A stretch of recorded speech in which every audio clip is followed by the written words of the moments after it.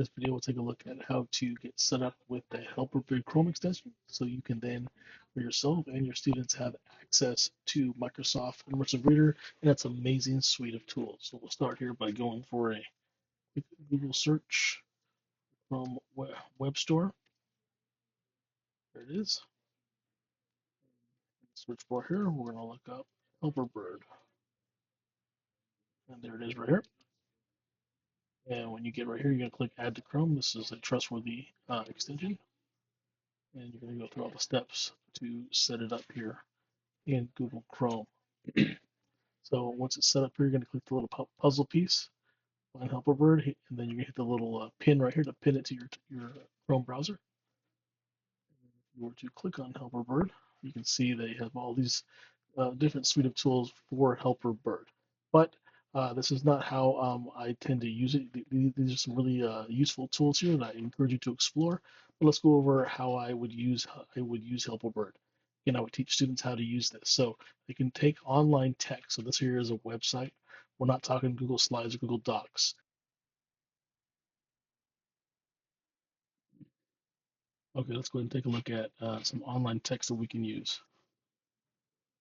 We'll find a article to read here, and then where the kids can begin to use this.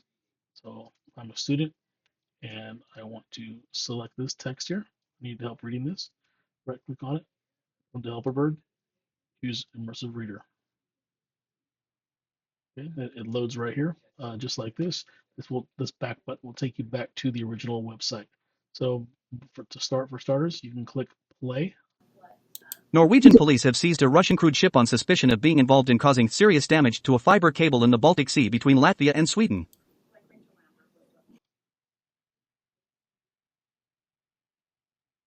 You can, by default, it'll read it out loud in English. You click here in voice settings.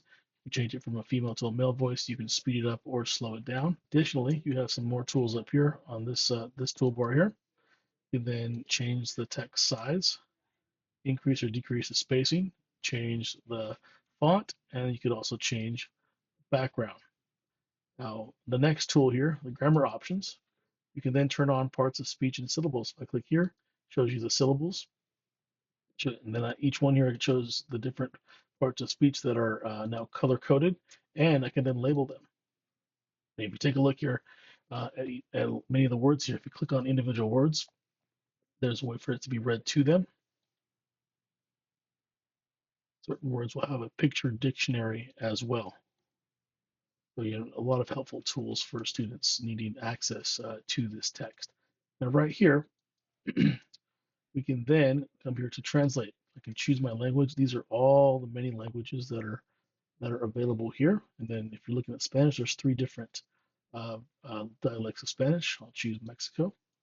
And I can do one word at a time. If I click here, the entire document will now be instantly translated to that language. There it is. Hold that down for a second. And if I hit play, it'll then read it in that language.